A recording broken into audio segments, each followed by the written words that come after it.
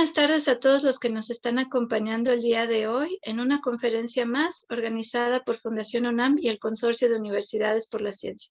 A nombre de todas las instituciones que forman parte del consorcio, les damos la bienvenida y agradecemos su presencia. El día de hoy tenemos una conferencia impartida por el doctor Daniel Field, a quien presentaré en un momento. Vamos a iniciar ahora esta sesión con unas palabras del presidente de Fundación UNAM, el licenciado Dionisio Meade. Adelante. Muchas gracias, Araxi. Saludamos a Jaime Urrutia, que no se ha podido conectar, a Araxi, nuestra directora ejecutiva, y a Daniel Field, que otra vez nos acompaña en estas pláticas semanales del Consorcio de Universidades por la Ciencia.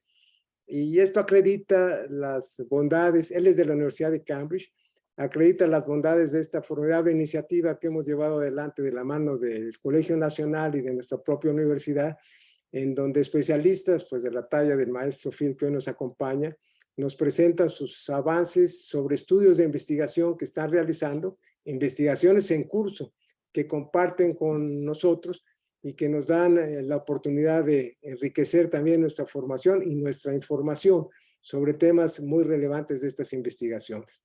Subrayo la importancia en dos sentidos de estas pláticas de los consorcios. En primer lugar, pues sí, efectivamente nos abren la puerta de investigaciones en curso. En segundo lugar, nos permiten compartir con una audiencia muy amplia, que se suman no solamente los interesados de nuestra universidad, sino de otras universidades. Seguramente hay escuchas ahora de la propia Universidad de Cambridge. Y además, pues nos permiten que nuestra audiencia, que siempre preferimos que sea de jóvenes estudiantes y de investigadores, pues tenga más y mejor información sobre todos estos temas como el que ahora vamos a compartir. Y cuando se habla del pollo magnífico, pues no es el de una rosticería, como cualquiera por una primera aproximación podría pensar. Al revés, en esta ocasión se trata de lo que nos puede enseñar como lectura el fósil de un pájaro. Y esto pues es lo que nosotros subrayamos mucho de la importancia de poder participar de estas pláticas. En ocasiones, pues un fósil nos puede decir mucho más de lo que nosotros nos imaginamos.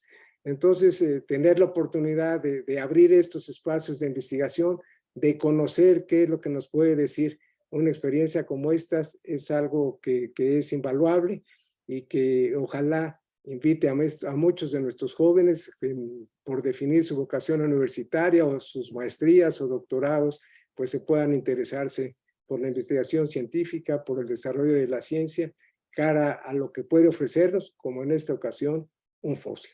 Gracias a todos, bienvenidos a nuestra plática. Gracias, y Araxi pues tiene la palabra. Muchas gracias, licenciado Meade.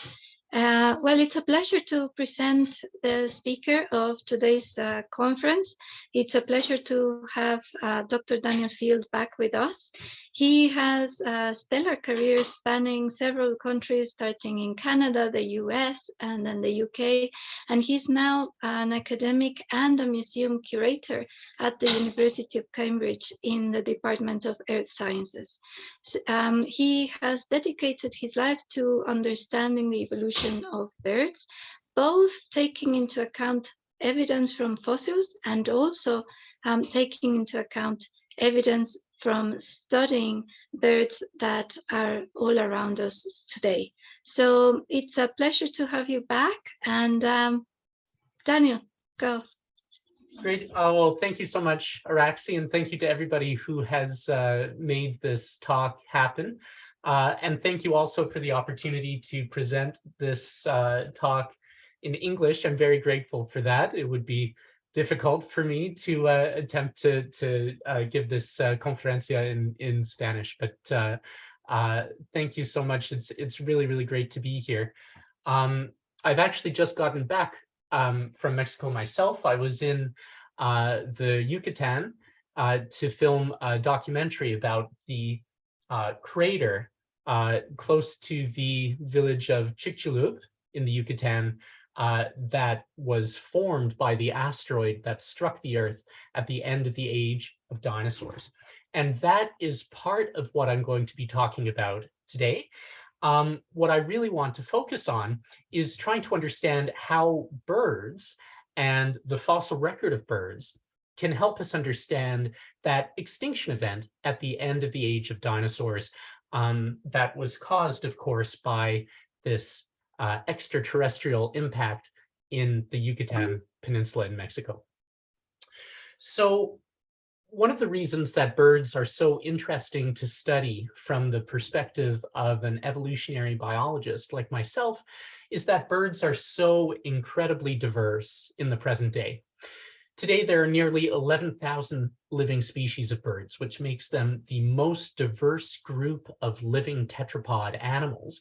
And as you can see just from this slide, this is only a very small sample of living bird diversity, but it gives you a sense of the incredible range of colors and shapes and sizes that living birds exhibit in the present day. So for an evolutionary biologist or a paleontologist, trying to understand how this amazing diversity of birds has arisen is a really fascinating thing to do. And it's very exciting for me to have the opportunity to give this talk to an audience in Mexico today, because for many reasons, Mexico is the most interesting place in the entire world to start to ask these questions. So first of all, Mexico, of course, hosts the Chichalob impact crater located beneath the northern tip of the Yucatan Peninsula and the adjacent portion of the Gulf of Mexico. So this picture is just from last week. That's me standing next to the sign proclaiming my love for Chichalob, but getting a little bit distracted by these living dinosaurs that you can see on the left-hand side of the slide flying into view. So the other thing that makes Mexico so fascinating for somebody like me is that Mexico has one of the most diverse bird faunas of any country in the world. So these giant birds flying by, I'm sure you'll be familiar with them if you spend much time next to the ocean in Mexico. These are magnificent frigate birds, and they are some of the most lightly built large flying birds in the world. They're really fascinating. Now, visiting the Yucatan for this documentary about Chichalob was really incredible because the Yucatan Peninsula is full of really special birds. So as you can see, hanging from my shoulder there, I brought my camera with me, and I tried, after we filmed this documentary, to track down as many of the special birds that live in the Yucatan Peninsula as possible. And that includes a large number of endemic birds that are only found in the Yucatan Peninsula, like this magnificent ocellated turkey that you can see up at the top, pavo magnífico, I guess you could call it, this orange oriole, or this gray-throated chat, this black-throated bobwhite, the Yucatan gnatcatcher, and the smallest endemic bird in that part of the world, this thing called, at least in English, the Mexican sheartail. So seeing these amazing birds in the field was very exciting for me. And although the next bird is not endemic to the Yucatan Peninsula, the Yucatan is one of the best places in the world to see it. This is the American or Caribbean flamingo. And we saw thousands of these birds near the village of Sisal in Yucatan state. So Mexico combines the incredible geological side of the end-Cretaceous mass extinction being essentially ground zero, the site of the actual asteroid impact 66 million years ago that wiped out the giant dinosaurs, and is today one of the countries in the world that boasts the most incredible birds. So I was really delighted to have a chance to visit over the last couple of weeks. And now that I'm back here in England, I'm already hoping to make it back to Mexico as soon as possible. So as you can already tell, in my research group, we're very interested in living birds. But fundamentally, we are paleontologists, which means that most of the data scientifically that we work with looks something like this. It comes from the fossil record. So you're looking at the skeleton of a bird-like animal that lived about 86 million years ago. So this takes us back to the Cretaceous period during the age of dinosaurs, about 20 million years before that giant asteroid struck. And this is a very important fossil bird. It's called Ichthyornis, and it's one of the best known bird fossils from the age of dinosaurs. And as you can tell from looking at it, Ichthyornis combines some very interesting features of living birds. In many ways, the posterior part of its skeleton looks very similar to the skeleton of a living bird, with features that we associate more with non-avian dinosaurs. So if you look at the skull of Ichthyornis, you can see that the jaws are full of sharp, pointy teeth. Of course, this is something that is more reminiscent of the dinosaur ancestors of living birds than of living birds themselves. So this beautiful reconstruction of the skeleton of Ichthyornis was put together by my PhD student, Juan Benito, who is from Spain. He recently received his PhD from the University of Bath, where Araxi is based. And this is one of the kind of key contributions that Juan put together during his very successful PhD.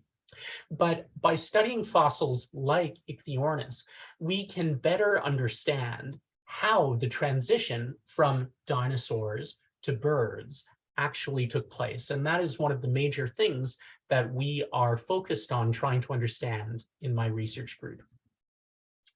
Now, by combining information from the fossil record with information that we can glean from studying living birds in the modern world by looking at them and photographing them in the field, we think we can start to ask some very exciting evolutionary questions about how living biodiversity originated.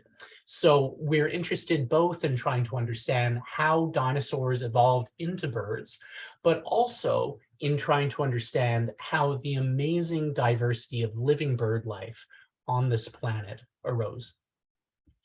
So for people who are interested in those sorts of questions, the last 20 years or so have been very exciting, because over the last couple of decades, we've come a long way in our understanding of how the major groups of living birds are related to one another. So what you'll see on this slide here is a picture of a large family tree showing how the major groups of living birds are related to one another. So you can see 200 representatives of living birds, which represent all of the major living groups of birds, all 11,000 living species. And the branches that you see on the tree tell us which groups of birds shared a more recent common ancestor with one another than others. So if two branches are very close to one another on this tree, this means that they shared a common ancestor relatively recently. Now, if you follow the tree all the way down to the bottom, you get to a single point down at the bottom where all of the branches come together. And that point on the tree represents the most recent common ancestor of all living birds. So all 11,000 living species of birds at some point in the history of our planet had a single common ancestor. And we think that common ancestor lived at some point during the age of dinosaurs. And the reason we think that is because this family tree that you're looking at does not only represent how the different groups of living birds are related to one another, it also gives us a sense of when in the history of our planet these different evolutionary divergences actually took place. And that is accomplished using fossils.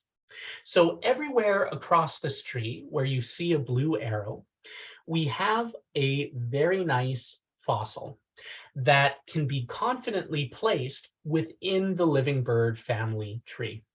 So the age of that fossil, how many million years old that fossil is, gives us a minimum estimate of when one lineage diverged from another lineage.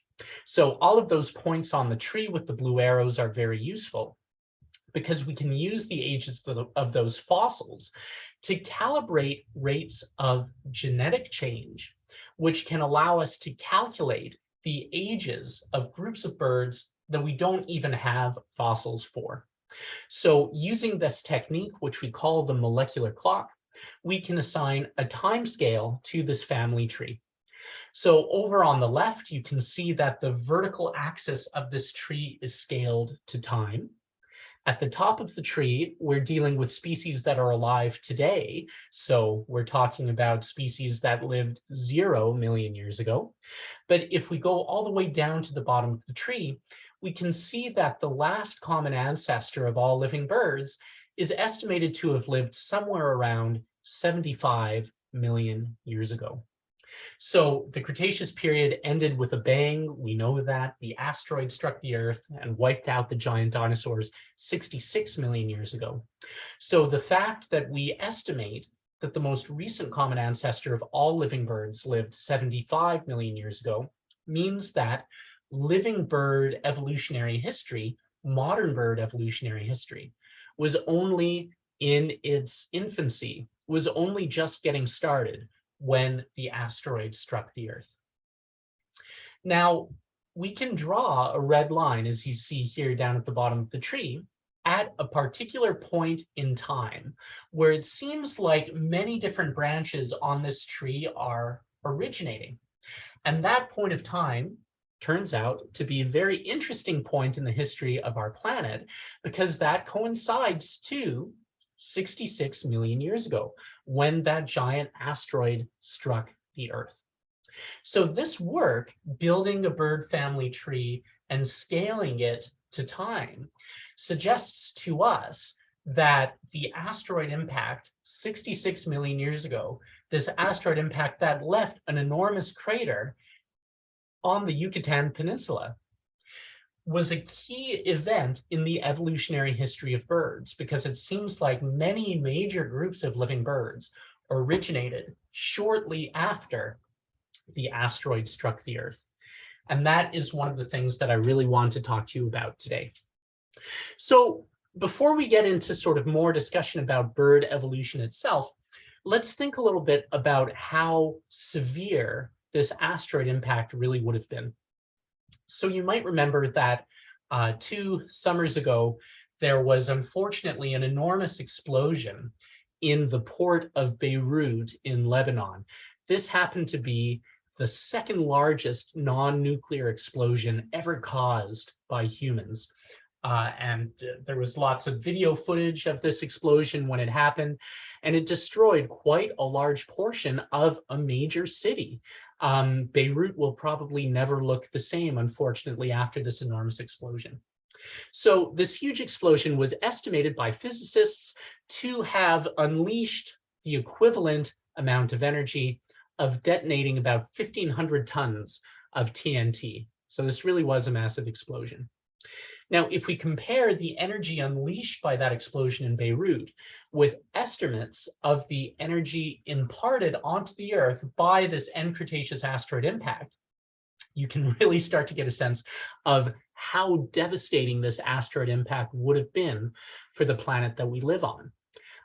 Physicists, geophysicists estimate that the asteroid impact at the end of the Cretaceous period would have imparted about the equivalent of about 100 trillion tons of TNT onto the planet when it struck the Earth. So a factor of about 67 billion times more energy than that unleashed by that enormous explosion in Beirut, the second largest non-nuclear explosion ever caused by humans. So we're really talking about one of the most devastating events in the entire history of planet Earth. So trying to understand how this devastating asteroid impact 66 million years ago affected life on Earth, to me seems like a very interesting scientific problem. And that is one of the major scientific problems that we've tried to address over the last 10 years or so. So fortunately, people like Araxi's dad, Professor Jaime Urrutia, have discovered a huge amount about the Chichalob asteroid impact over the last 35 years. So we know that this giant crater, which now sits at the northern tip of the Yucatan Peninsula, was caused by an enormous extraterrestrial body, somewhere between about 10 and 80 kilometers in diameter. This space rock was traveling incredibly fast, somewhere in the range of 20 kilometers per second, and the impact caused by this asteroid was so severe that it left a crater that is still detectable in the crust of our planet using geophysical imaging techniques, as you can see here. And the dimensions of this crater are extraordinary. This crater is about 150 kilometers in diameter and 20 kilometers deep at its deepest point. Now, it struck the Earth 66 million years ago, you have to remember, so there have been about 66 million years of sedimentation since the asteroid impact itself. So this crater is currently buried about 10 kilometers beneath the surface. But if you visit the northern part of the Yucatan Peninsula, you will be standing on top of this absolutely enormous crater. So this documentary that we filmed last week was filmed in the city of Merida in the Yucatan.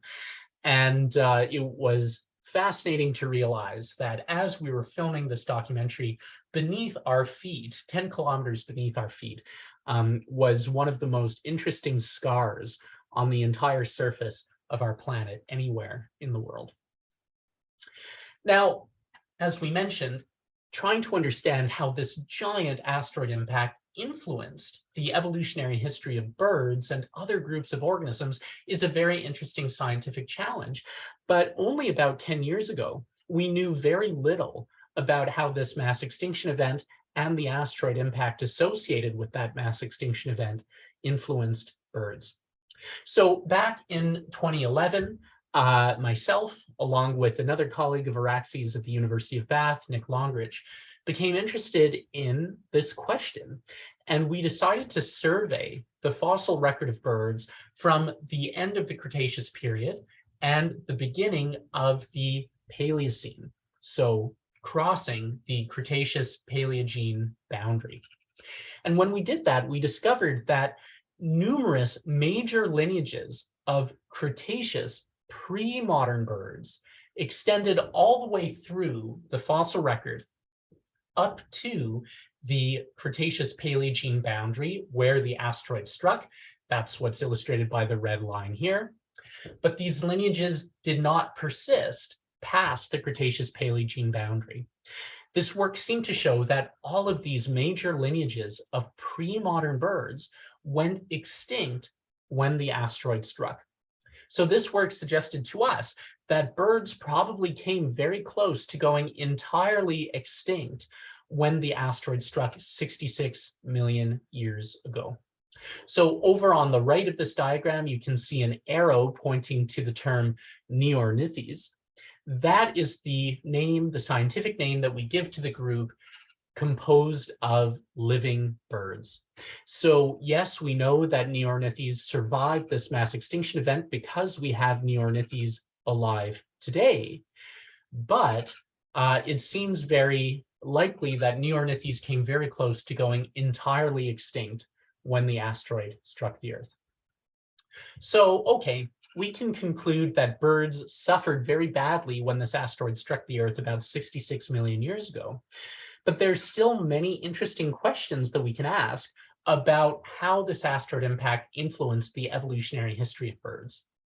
One of those questions is trying to understand in better detail which groups of birds, modern birds, were actually around when the asteroid struck and managed to survive the mass extinction event.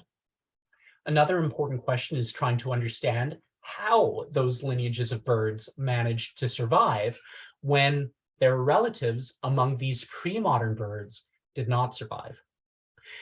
And third, we can ask the question about what happened to the habitats that birds are dependent upon when the asteroid struck the Earth, because we know that the asteroid impact devastated environments all around the world for an interval of time.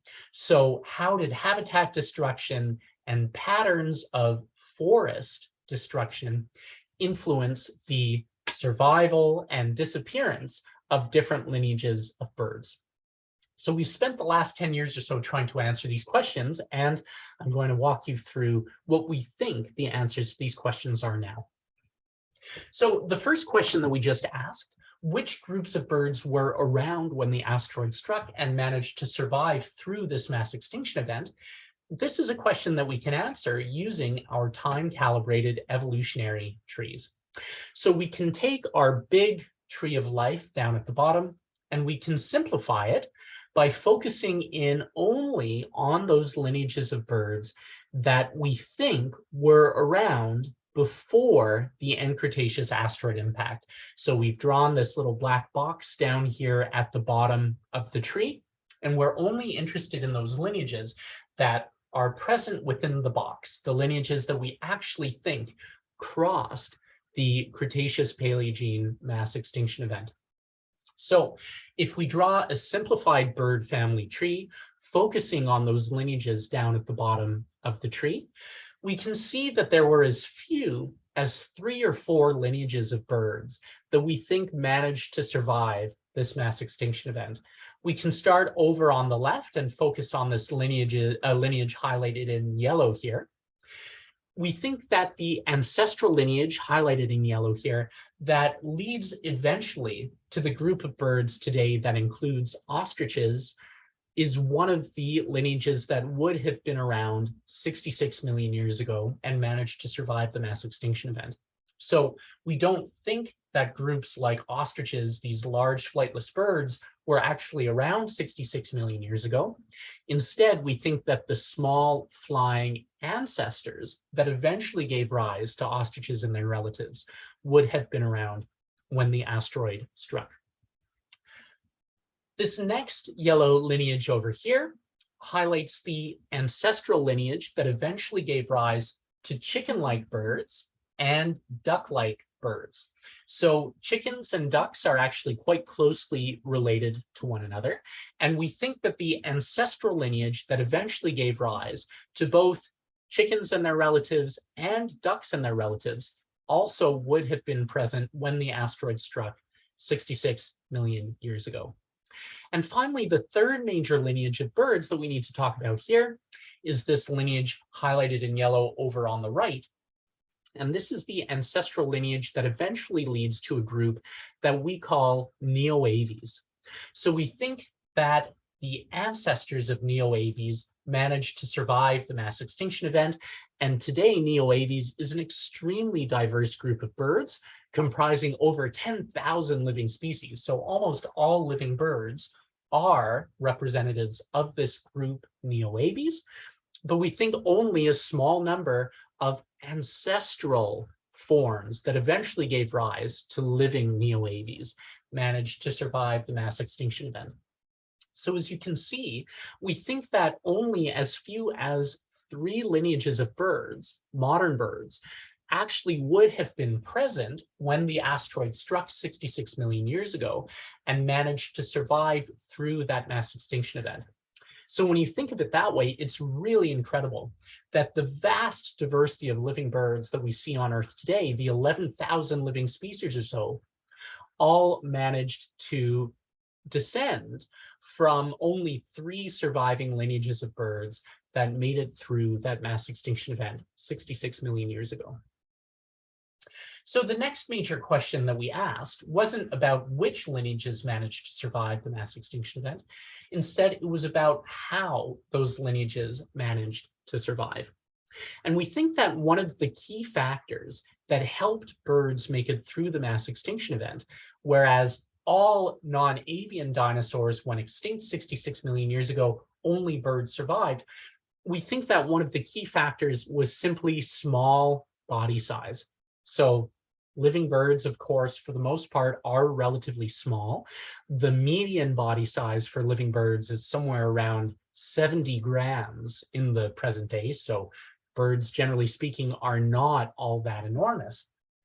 And we performed a number of analyses based on body size estimates from the fossil record, as well as macroevolutionary simulations that suggest that birds underwent strong selection for reduced body size across the end-Cretaceous mass extinction event. So why was body size so important? Well, if we look at the fossil record, we see that in terrestrial environments, virtually no animals larger than a small cat, somewhere in the range of about 5 kilograms, managed to survive anywhere in the world. So this clearly was a highly size selective mass extinction event. And we think that the key factor here is simply the fact that smaller bodied organisms have lower total metabolic requirements than large bodied organisms do. So we think that one of the reasons birds managed to make it through this mass extinction event is because they were small bodied and therefore would not have required as much resources in the form of food as larger bodied organisms would have. So when the asteroid struck the Earth and devastated environments all around the world, we think that being small and therefore not requiring all that much to eat in order to survive and reproduce was one of the key factors that favored bird survivorship 66 million years ago. Now, the third major question we asked was what happened to the habitats that birds were dependent upon when the asteroid struck? Well, this is an interesting question because we know that forests all around the world were devastated by the asteroid impact. When the asteroid struck, we saw global wildfires breaking out all around the world. You can watch the simulation over on the lower left-hand side of the screen, and the areas in orange that you see are regions of the surface of the Earth that are estimated to have been heated above the temperature at which vegetation will burst into flames in the hours following the asteroid impact. So in addition to these wildfires, which would have been devastating for forests all around the world, following the impact, we think there were many years of darkness and cold due to small particulates being launched into the Earth's atmosphere by this devastating asteroid impact that would have blocked out the sun and limited photosynthesis. So we think that forests all around the world for an interval of time, maybe decades or centuries, would have been devastated. And it stands to reason that lineages of birds or other animals that were highly dependent on living in forests probably would have been at a selective disadvantage. So this is an interesting thing to think about because many of the major groups of birds that we know about from before the mass extinction event seem to have been very specialized for living in trees. So I'm showing you the foot of a kind of bird called an Enantiornathin, or an opposite bird. And this group was the most diverse group of bird-like animals on the planet before the asteroid impact. So Enantiornathins, as you can see, were characterized by long toes with a reversed hind toe, and these toes had very strongly curved claws on them. And those are features that in the present day we associate very strongly with birds that live in trees. So Enantiornathins are one of the lineages of pre-modern birds that disappeared when the asteroid struck. And given that Enantiornathins seem to have been dependent on living in forests, and given that forests seem to have been completely devastated by the asteroid impact, we think that the extinction of this group of pre-modern birds was probably directly associated with the disappearance of forests following the Chichalob asteroid impact. Now, interestingly, if we take our tree of life of modern birds, our modern bird family tree, we can use that tree to perform a statistical analysis based on the ecological habits of living bird species. So, as of course you know, many groups of birds live in trees in the present day, but also many groups of birds live predominantly on the ground. So on this diagram, lineages in green are lineages that spend most of their time in trees, and lineages in brown are groups that spend most of their time on the ground. And when we performed this statistical analysis and asked what the most probable ecology of the groups of modern birds that were around in the Cretaceous would have been, we see with very strong statistical support that these early groups of modern birds almost certainly would have been predominantly ground-dwelling birds.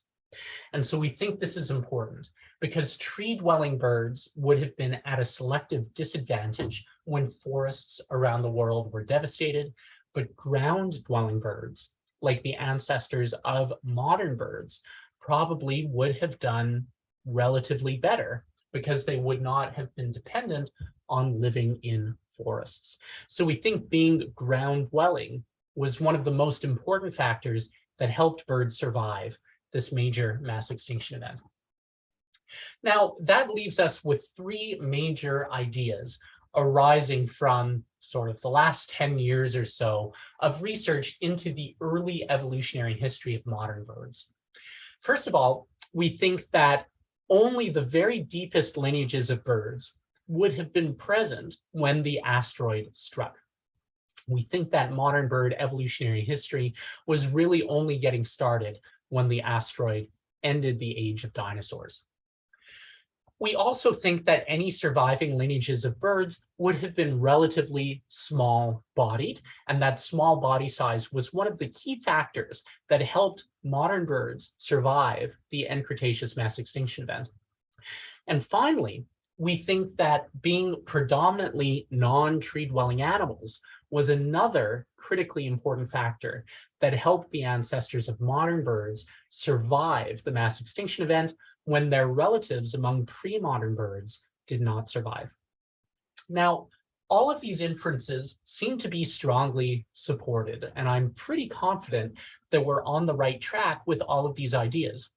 But it's important to note that all of these ideas are simply hypotheses at this point, because the only way to directly test any of these ideas would be to discover new evidence of early modern birds from the end of the age of dinosaurs that we could then use to assess these different ideas. And that it has historically been a bit of a problem because the earliest fossil record of modern birds is very sparse.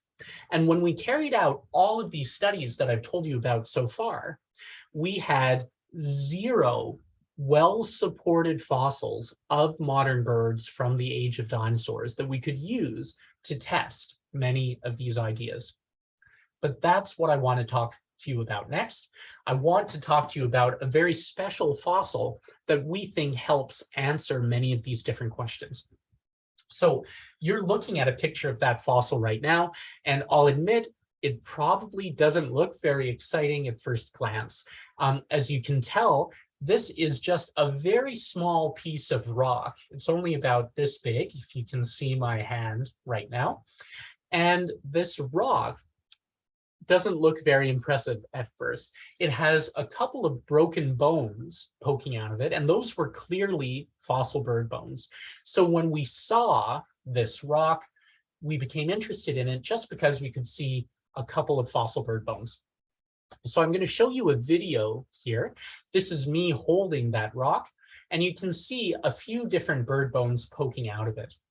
First of all, the bone that we're pointing to here is the femur, or the upper leg bone of a bird. As you can see, it's broken.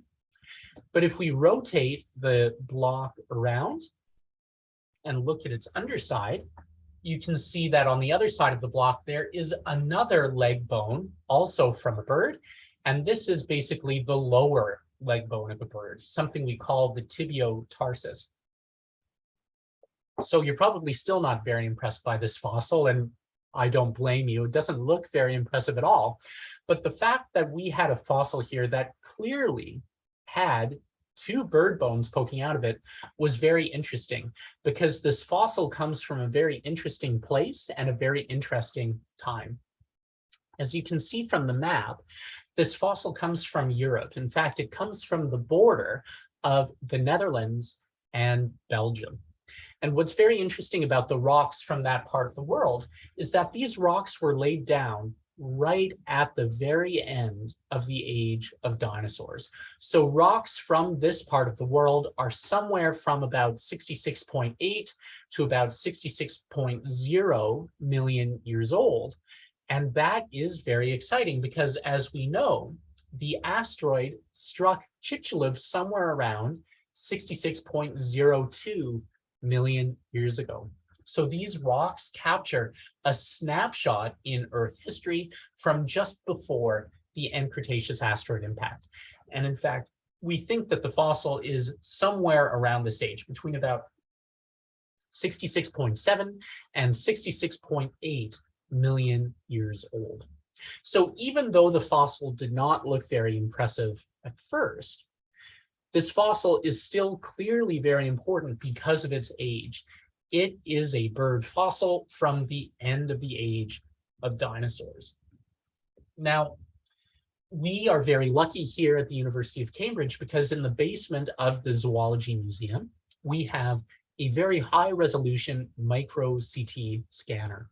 And for paleontologists, this CT scanner is very important because it allows us to peer inside of rocks in order to detect if there are any fossil bones inside the rock. So what you'll see in this next video is a digital rendering of our ugly fossil block and the first glimpse we ever had of the inside of the block. So on the top here, you can see that lower leg bone, the tibia tarsus, on top of the block. Here you can see part of the femur or the upper leg bone poking out from the bottom of the block. And on the computer screen, I'm going to digitally remove the low density rock to see inside the block. So when we do that and we digitally remove the rock, you can see that almost the entire inside of the fossil specimen is composed of a skull. You can see an incredible fossil bird skull that had been sitting inside that rock completely unseen for over 66 million years. So when my PhD student Juan Benito, who you will have seen in that video, and I first realized there was a skull inside that rock, we immediately brought the specimen back to the CT scanner and scanned it at higher resolution. So once again, here you're looking at the digital surface of the block. Here you can see the femur on the bottom.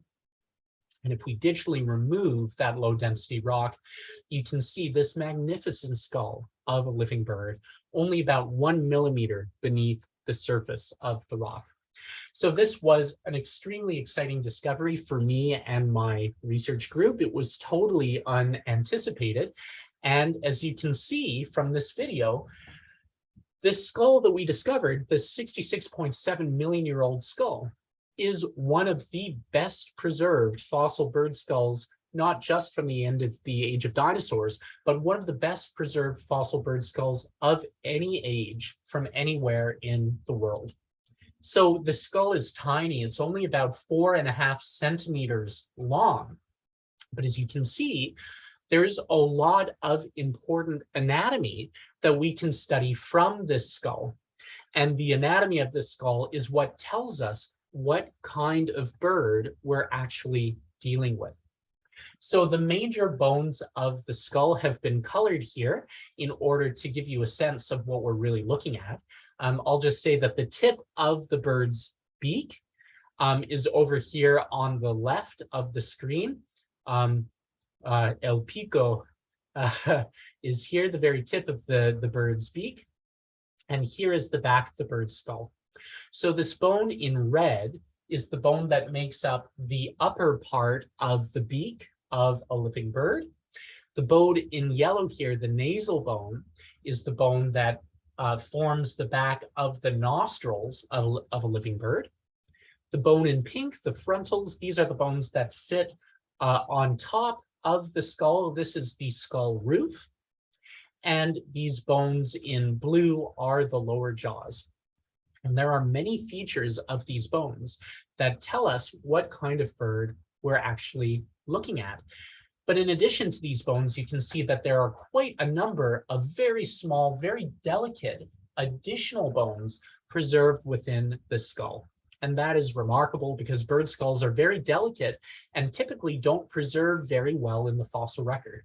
So to have a fossil bird skull preserved as well as this one in 3 dimensions of 66.7 million year old age was truly remarkable. So I'm going to tell you a little bit about the key features of the skull that give us a sense of what kind of bird we're actually dealing with. So the first bone to talk about is this bone in red called the Pre Maxilla. And one of the very interesting features about this bird's beak is that it has no teeth in it. And that's very interesting because even the closest relatives of modern birds that we know about from the age of dinosaurs still retained teeth.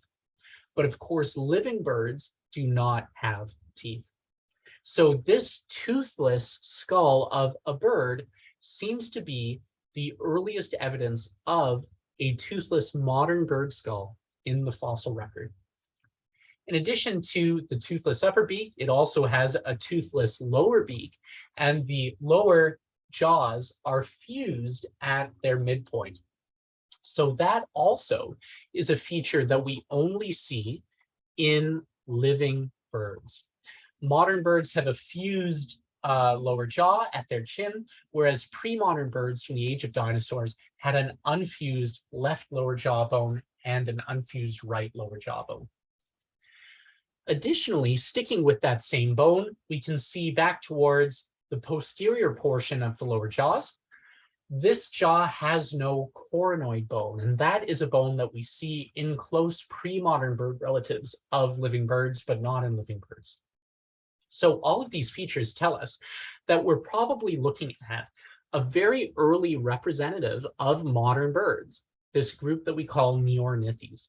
And that is exciting because 66.7 million years ago places this fossil as the earliest modern bird skull ever discovered. In addition to those features, we see a number of other features of the skull that help us understand what kind of living birds this fossil is most closely related to. So this yellow arrow over here points to a portion of the premaxilla that projects backwards. This yellow arrow points to the quadrate bone, which is interesting because it only has 2 points of contact with the lower jaw instead of 3. And this last yellow arrow over here tells us that we have a very strongly projecting medial process on the lower jaw. So all of these features are important because they're features that we see in a group of living birds that we call Gallo-Anseri. And Gallo-Anseri are a group that we talked about before, and we'll talk about them in a little more detail in a second. But this is the group of birds that today comprises chicken-like birds and duck-like birds. So all of these features were totally new. We'd never seen a fossil quite like this. So that gave us the opportunity to name this new fossil. And we gave it the name Asteroid in reference to Asteria, who was the Greek goddess of falling stars. And so we thought that was an appropriate namesake because this fossil comes from very, very close to the actual asteroid impact from the end of the age of dinosaurs. So naming this fossil after Asteroid seemed very appropriate. And the full name of the fossil is Asteroid maastrichtensis, because the fossil comes from close to the town of Maastricht in the Netherlands. So I mentioned that the fossil seems to show features that we associate with a group that we call Gallo-Anseri.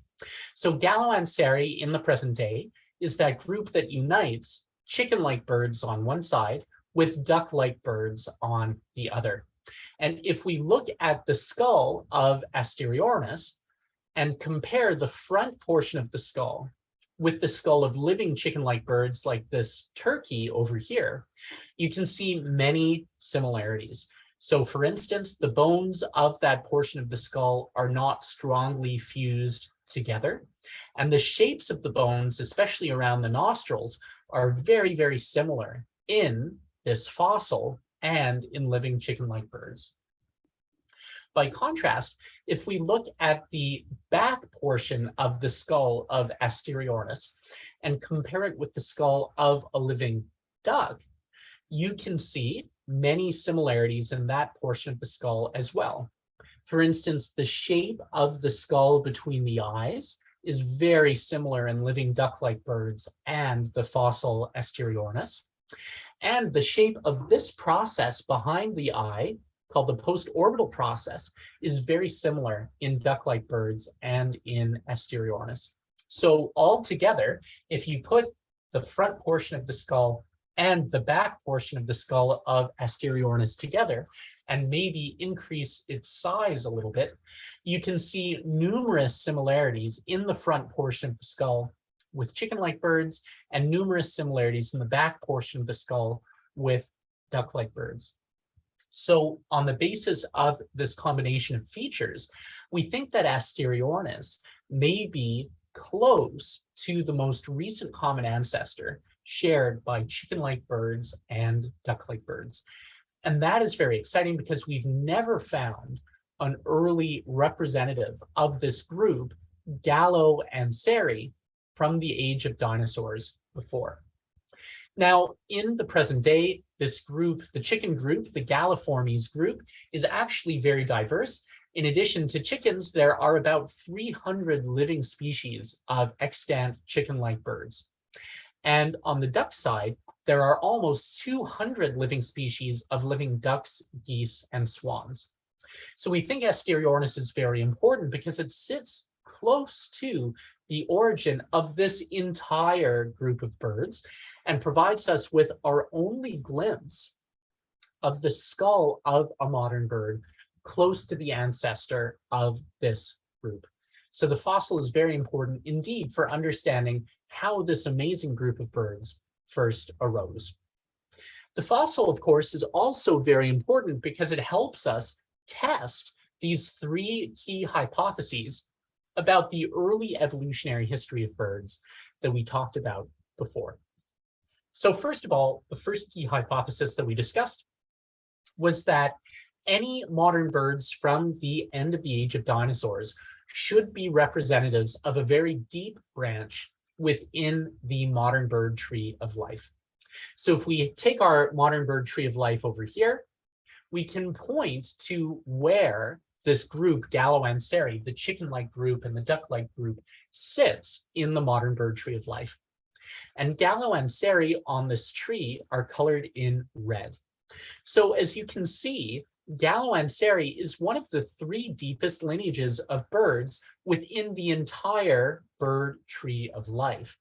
And if we superimpose the position of the Cretaceous-Paleogene boundary on this tree, you see that the ancestral lineage that gave rise to Gallo-Anseri is one of the three deepest lineages of modern birds that we think actually managed to cross this mass extinction event.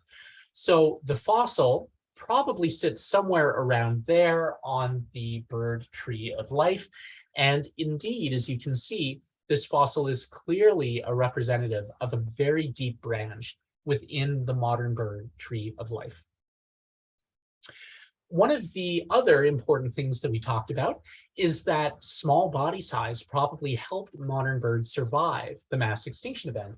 But was Asteroid a small bird? Well, we think that it was. If you look at living duck-like birds and living chicken-like birds, you'll see, of course, that many species are very large. So the living mute swan, which is a common bird here in the United Kingdom, is a very, very large bird. It averages about 12 kilograms. But over on this side of the diagram, we can see that there are many representatives of living chicken-like birds and living duck-like birds that are actually very small bodied. So for instance, the green-winged teal over here averages about 395 grams, and so does the gray partridge shown over here in green. So those are two representatives of living Gallo-Anseri that are relatively small. And 395 grams is a very important number because we estimate that Asteroid probably weighed somewhere in the range of about 394, 395 grams based on the dimensions of its hind limb bones. So we think that Asteroid would have been close in size to some of the smallest living ducks and smallest living partridges, perdices, in the modern world. And of course, as we can see from the actual skull of Asteroid, this is me holding it here. As I mentioned, it's only 4.5 centimeters long. This is not the skull of a very large bird. So Asteroid is certainly consistent with the idea that being relatively small-bodied, well below 5 kilograms, was a very important factor favoring the survival of modern birds across the end-Cretaceous mass extinction event.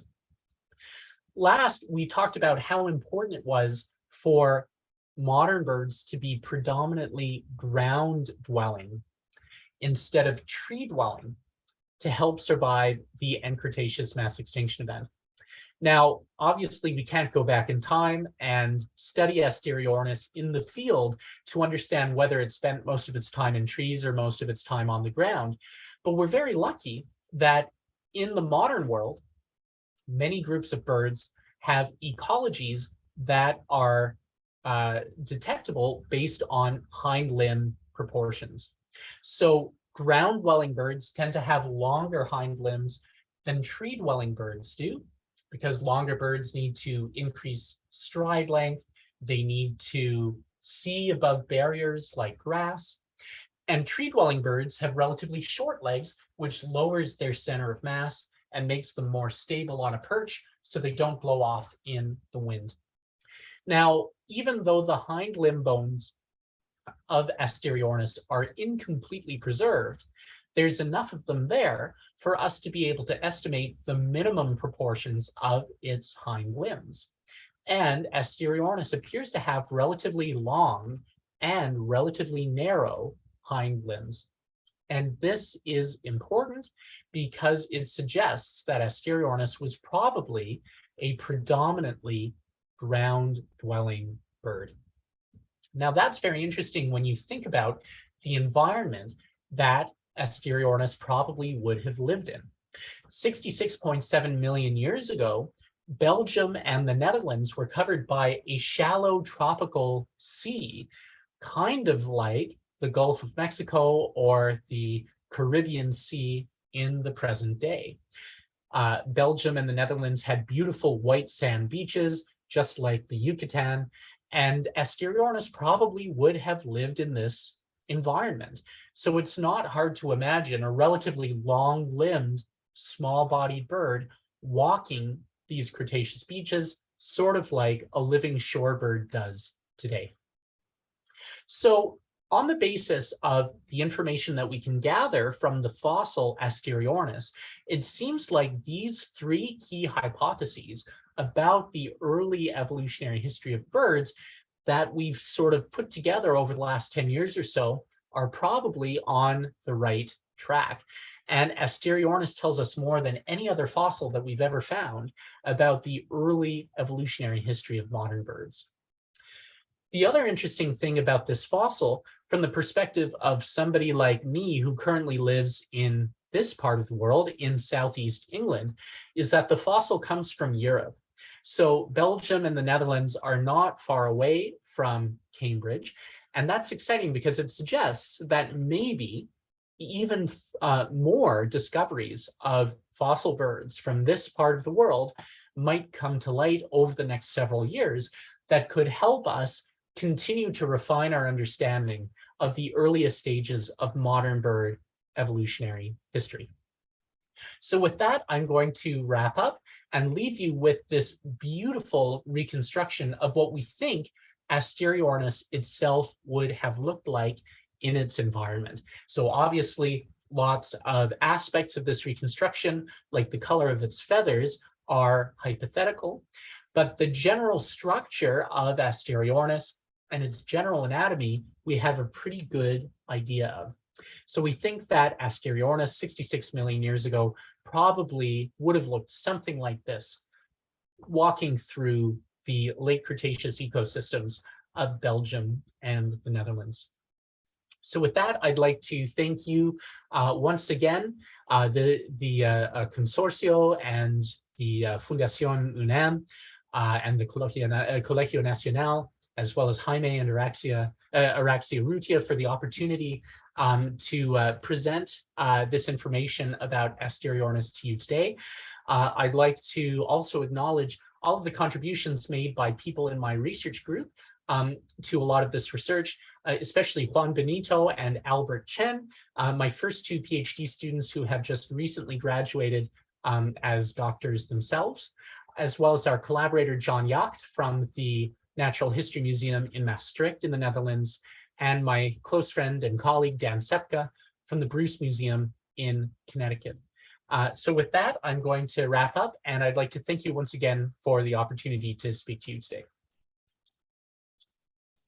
Bueno, muchas gracias, Daniel. Una excelente conferencia. Como siempre, es un placer tenerte aquí con nosotros y nos da mucho gusto que tu conexión con México sea cada vez más fuerte. Ya has venido en varias ocasiones, de hecho, en el pasado nos platicaste de tu más reciente visita a la península de Yucatán, que te lleva no solo a uno de los lugares más hermosos de la República, sino también a un lugar en donde mucho de la historia de nuestro planeta se escribe con el impacto del meteorito en Chicxulub. We're going to start with some questions. I'm going to read them to you in English, and Sure. You're very welcome to answer them in English as well. Sure. So hablando de los picos de las aves that you were mentioning at some point, did beaks, feathers, and hollow bones evolve within the lineage that we would call modern birds, or are these characteristics that sort of started to evolve in other lineages that we would not particularly call as birds? So that's a wonderful question, because beaks, feathers, and hollow bones in the present day are three of the most characteristic features of modern birds. If you had to describe a modern bird to anyone, those are probably three of the key features that you would focus on. But what's very interesting is that we know from the fossil record that those three features all arose at different points in bird evolutionary history. In fact, feathers may be the earliest of those features because they seem to have arisen very early in the evolutionary history of birds. In fact, multiple different lineages of dinosaurs seem to have been covered in very simple feather-like structures, and even other Mesozoic groups of reptiles, the pterosaurs, the flying reptiles from the Mesozoic era, seem to have been covered in very simple feather-like structures. So what we think of as very early feathers probably predate the origin of modern birds by probably over 100 million years. Now, hollow bones also seem to have arisen relatively early in bird evolutionary history. Some of the largest dinosaurs that we know of, the long-necked dinosaurs, actually have hollow vertebrae, and that makes sense. Living birds have hollow bones that in order to help make them very lightweight for flight. But the long-necked sauropod dinosaurs probably had hollow vertebrae to help lighten their extremely massive skeletons because they were such heavy animals. So we think that these features arose at different times through bird evolutionary history and have been inherited by modern birds. Hollow bones in other parts of the skeleton, however, like a hollow upper arm bone, that seems to be a feature that evolved much later in bird evolutionary history and may characterize modern birds themselves. Now, of the features that you mentioned, a toothless beak happens to be the feature that seems to have evolved most recently. So all modern birds have a toothless beak, but even the closest relatives that we know of modern birds from the age of dinosaurs still had teeth. So we think that as a key feature that we can use to really recognize modern birds in the fossil record, probably toothlessness is one of the most important of those. Yeah, okay. Actually, a related question to that is, why did birds lose their teeth? So that happens to be a very difficult question to answer. It's a question that I actually get asked a lot, and it makes sense because, again, toothlessness is one of the key features that we associate with living birds. We have teeth, and teeth serve us very well. You know, a lot of Canadians play ice hockey, and so a lot of them end up losing their teeth, which gives Canadians like me a unique perspective on how important teeth are. But it's easy to wonder about why birds might have lost their teeth. And the answer, I think, is actually quite complicated, because if we look at the evolutionary history of birds from the age of dinosaurs, and the evolutionary history of dinosaurs more generally, we see that multiple lineages of dinosaurs and early birds lost teeth independently of one another. And that suggests that there may simply be some developmental capability of this group of reptiles that eventually gave rise to birds that makes it very easy for them to lose teeth. And even though teeth are very important for us, in order for us to be able to process our food, most groups of reptiles don't chew their food in the way that we do. And so many groups of reptiles that lose their teeth seem to do just fine without them. So teeth, the retention of teeth may not have been under strong evolutionary selection, such that when mutations arose that drove the loss of teeth in different lineages of dinosaurs and birds, there may not necessarily have been much of a problem with that. So there may not have been a clear selective driver for losing teeth in birds. It may simply be part of a broader pattern where teeth were lost very easily because maybe they really weren't all that important. Okay, thank you. You mentioned that all of the lineages that survived the impact were small and they were ground dwelling. Would a coastal environment make a difference? Well, I think a coastal environment is very interesting because when we think of forests, we know that forests were essentially devastated by the asteroid impact for a long period of time. But coastal environments, I mean, all around the world, there would have been impacts. For instance, tsunamis as a result of the asteroid impact probably would have impacted birds in coastal environments very severely. But coastal environments probably would have bounced back much more quickly than other environments like large-scale forests. So coastal environments may have been ecosystems that were present at the end of the age of dinosaurs and present in the earliest portions of the Cenozoic era after the asteroid impact. So those may have been relatively stable environments, and they may have been really critical environments that enabled the survivorship of different lineages of birds. So the only lineage of birds that we can really talk about are these early gallo-anserans like Asteroid. But Asteroid definitely does look quite a bit like a shore-dwelling bird.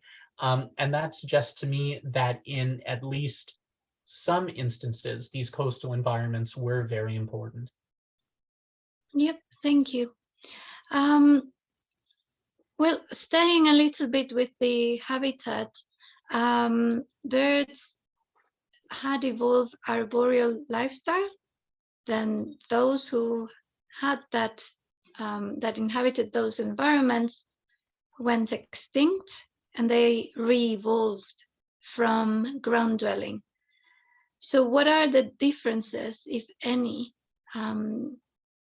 in these two instances of evolution of arboreal lifestyle?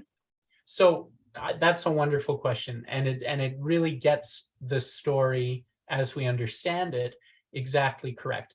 So we think that there was a large radiation of tree-dwelling birds during the age of dinosaurs. And these birds had clear specializations in their feet for perching in trees. Following the mass extinction event, after forests had recovered, we see numerous independent transitions to arboreal lifestyles in different groups of living birds. And we see many similarities in these different lineages of birds that are actually very comparable to what we saw in Mesozoic lineages specialized for arboreal lifestyles. So many of those lineages have relatively long toes with strongly curved claws that help birds hold on to branches when they perch. But some lineages of birds had feet that looked pretty much exactly like those Mesozoic bird feet, with 3 toes in front and 1 toe in the back, sort of what we think of as a typical perching bird foot. But other lineages of birds that perch in the present day, like parrots, for instance, parrots have 2 toes in the front and 2 toes in the back. So they have what we call a zygodactyl foot arrangement, and they grasp onto a perch more like this. And so it clearly shows that there are different ways for birds to evolve perching specializations. But the really important thing is a strong, flexible foot with long toes and strongly curved claws that allow birds to perch in a stable way on branches. Yeah, thank you. Both birds and mammals are endothermic. So they would actually be more metabolically expensive than reptiles of the same size. Why did they survive? That's true. So the mass-specific metabolic rates of endotherms are always going to be higher than, proportionally higher than similarly sized cold-blooded lineages. But total metabolic requirements scale with body size. So the surviving lineages of endotherms that we see, the surviving lineages of mammals and the surviving lineages of birds, are all very small.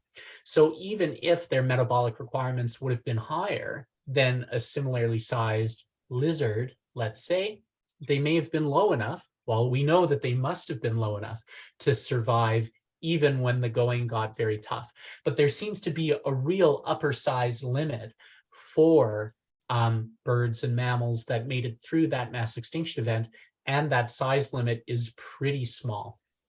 Now, in freshwater environments, we actually do see ectothermic animals, crocodilians and turtles, surviving at larger body sizes. And so I think this is the critical point here.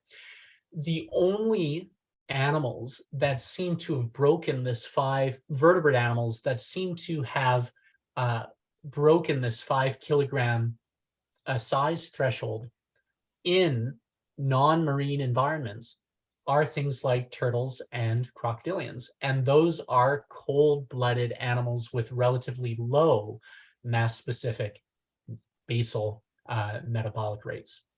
So we don't see similarly sized mammals or birds making it through the mass extinction event.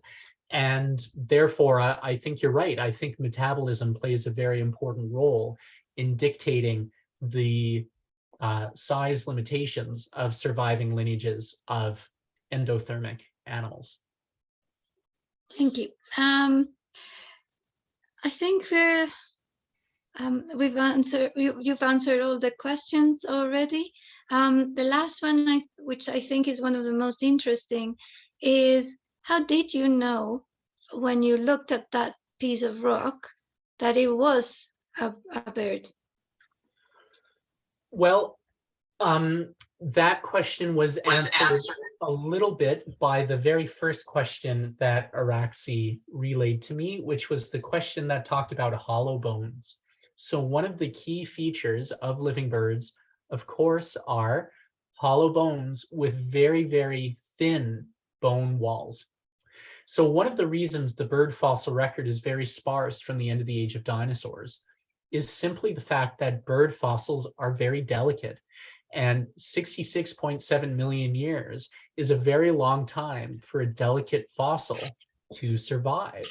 And so the bird fossil record is never going to be as well fleshed out as the mammal fossil record, for instance, because mammals are built in a much more solid way than bird skeletons are. But when we saw those broken leg bones, it was clear that we were dealing with a thigh bone, a femur bone, that was hollow with very thin bone walls. And when we saw that shin bone, again, it was clear that we were dealing with a hollow bone with very thin bone walls. So we thought, we were almost certain that we were dealing with a fossil bird, but we weren't necessarily 100% certain just based on what we could see at the surface. When we found the skull of a bird inside, we were 100% certain. Yeah, okay. Bueno, muchas gracias a todos los que han enviado sus preguntas y sus comentarios. Como siempre, es un placer que nos acompañen. Y bueno, Daniel, yo tengo una pregunta y la pregunta es, si tú pudieras elegir, if you could choose, yeah, what fossil to find next, where would you locate it in the tree? If you could wish for one fossil, what would that be? That's a great question, Araxi. In fact, it's something that I think about quite a lot. I will admit that just a few years ago, my answer to that question would have been a fossil from an early modern bird from the end of the age of dinosaurs. So we got incredibly lucky with Asteroid. It was remarkable that we managed to find what we were hoping to find. That may never happen again. But if it does happen again, I think one thing to remember is that anytime you fill one gap, you create two others on either side. And so now there are questions about what came before Asteroid, but also what came after. And to me, what's even more interesting at this point than a fossil from the very end of the age of dinosaurs like Asteroid would be a fossil from very shortly after the asteroid impact that would give us a sense truly of which lineages managed to make it through, what the diversification of birds was like at that point in time, and what kind of ecologies were exhibited by birds early in their recovery from the asteroid impact. So right now, there are 0 bird fossils from the first few million years following the asteroid impact. And that is a long period of time to have no fossils at all. So for me, the most interesting fossil to find next would certainly be a fossil that fills that temporal gap. And it doesn't really matter what kind of bird it is. Any bird fossil of that age will tell us something very, very interesting. Yeah, thank you. Well, it may also dissipate some of the long-standing questions about bird phylogeny, which are highly controversial and fill a lot of hours in lots of researchers' minds. That's right. There's always a lot of controversy about what the bird family tree really looks like. Gracias por la pregunta. No, gracias a ti, Daniel. Es un placer, como he dicho ya varias veces, tenerte aquí con nosotros. Una magnífica conferencia, como siempre. Y bueno, a todos los que nos acompañan, les renovamos la invitación a que continúen viendo estas conferencias que ya son una tradición de Fundación UNAM y del Consorcio de Universidades por la Ciencia todos los martes, trayendo distintos y diversos temas de la ciencia con el ánimo de pues, mostrarnos la importancia de la ciencia no solo aplicada, sino también la ciencia básica para entender nuestro mundo alrededor de nosotros. Y vamos a cerrar esta sesión con unas palabras del presidente de Fundación UNAM, el licenciado Dionisio Meade. Daniel, muchas gracias otra vez. Muchas gracias. Okay. Pues, muchas gracias, Araxi, muchas gracias a Daniel por su presentación formidable. Nosotros hemos insistido muchas veces en que invertir una hora en estas pláticas pues nos cambia todo el escenario de nuestra vida cotidiana. La verdad es que hoy lo has hecho también tú con algo pues tan sencillo y tan complejo como la vida de los pájaros. Y yo creo que la sensación que nos dejas a todos es que cuando salgamos a la calle y veamos un pájaro otra vez y vamos a ver por cientos y por miles, pues los vamos a ver distintos. Son fruto de una evolución de millones de años, mucho más antiguos que la presencia del hombre en el planeta. Y yo creo que eso nos va a llevar a tener pues una mayor reflexión sobre que eso que vemos con tanta frecuencia trae mucho más en su historia que lo que nosotros a veces nos podemos imaginar. Y yo creo que esto pues recoge en estas pláticas que hemos también ubicado en las lecciones de la pandemia y en el diseño del futuro, en que algo básico es el cuidado del planeta.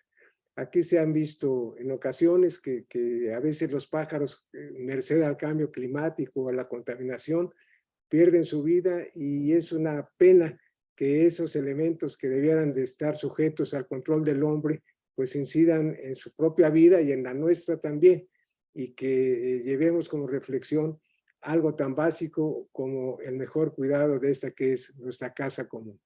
Agradecemos la presentación que nos has hecho, agradecemos a Araxi las iniciativas alrededor de esta presentación. Los invitamos a continuar con su presencia con nosotros. Les recordamos que aparte de estos consorcios por la ciencia, los martes y los jueves, nuestros documentales por la ciencia, la próxima semana habremos de inaugurar nuestro Foro 2020 en su 9ª edición, reflexionando sobre temas tan básicos como la educación, la salud pública, la sustentabilidad, el desarrollo social y la cultura. Son temas básicos, contamos siempre con el valioso contacto de los coordinadores de las áreas académicas de la universidad y el apoyo restricto de TV UNAM, de Radio UNAM, del rector, del secretario general, de todas las autoridades universitarias que nos acompañan en eso. Seguimos contando con ustedes y será un privilegio. Yo creo que aquí, pues muchos de nuestros jóvenes habrán de encontrar que aquí hay un espacio para la investigación científica, que hay en todo esto mucho más de lo que uno en una primera vista pudiera encontrar, y que esa es justamente la valía, la importancia, la trascendencia de la investigación científica. Por eso estas pláticas resultan tan motivantes y espero que sean muchos los jóvenes que te escriban, Daniel, para plantearte nuevas inquietudes alrededor de este tema y que muchos de ellos te puedan acompañar el día de mañana en presentaciones como las que hemos tenido hoy en la tarde. Muchas gracias de nuevo, gracias a Araxi, gracias a Jaime que tuvo problemas para conectarse, lo pudo hacer un ratito, y gracias a Araceli por acompañarnos en esta presentación. Muy buenas tardes a todos. Muchas gracias y también muchas felicidades a todos los jóvenes que la semana que viene inician clases en la máxima casa de estudios. Felicidades a todos ellos.